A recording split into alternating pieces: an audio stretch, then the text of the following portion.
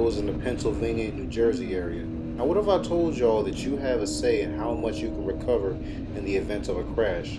That it isn't always just the lawyer working his or her magic. Look, I get it. Only selecting liability insurance is inexpensive, and it allows you to ride legally. But what the insurance company won't tell you is that until you have an accident and have to make a claim, that liability insurance does nothing for you, but only covers the other driver if you're at fault.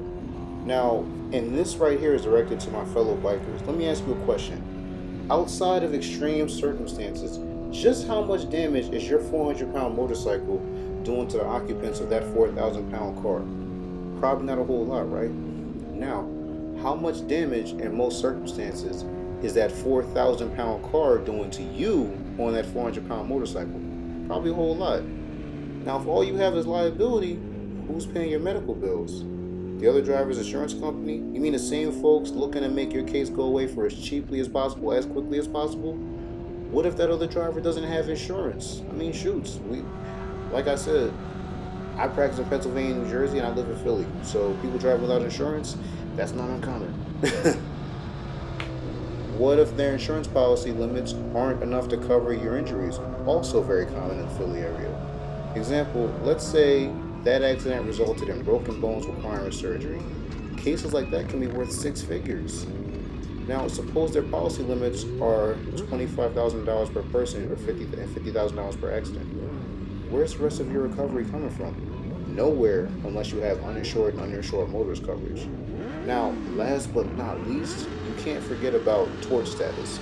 In Pennsylvania, in order to receive pain and suffering, which is a huge percentage of your recovery, you must be full tort.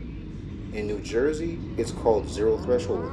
In Pennsylvania, even if you select limited tort on your insurance policy, you can still get full tort benefits if you fall into the following categories, which include but are not limited to: the other driver was under the influence, the other driver's vehicle is registered out of state, the other driver is uninsured, you're riding a motorcycle, you're a passenger of a commercial vehicle, the accident was caused by a defect in the manufacture or repair of a vehicle, you sustained serious bodily injury or death. Now in New Jersey, if you chose verbal threshold, you get no pain and suffering unless you're in the following categories, which include, but are again not limited to: the other driver was driving a commercial vehicle, dismemberment, loss of a fetus, significant scarring or disfigurement, death or permanent injury. Now see how I left serious bodily injury or permanent injury for last on both New Jersey and Pennsylvania? These are areas of argument. Now, depending on your injuries, we can get you past this, but let's make both your job and my job easier by just selecting full tort. Think, a couple hundred extra dollars per year? Yeah, you select limited tort or verbal threshold to save that couple $100, and this could end up costing you thousands in the event you ever need to make this claim. Now, ladies and gentlemen, everything above I mentioned here is in your control when you select your insurance policy. How other drivers drive is not. Otherwise, will we really need insurance?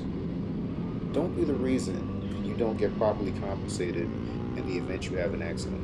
Having full coverage doesn't mean you're fully covered unless you have those things covered. Alright? Y'all stay safe out here.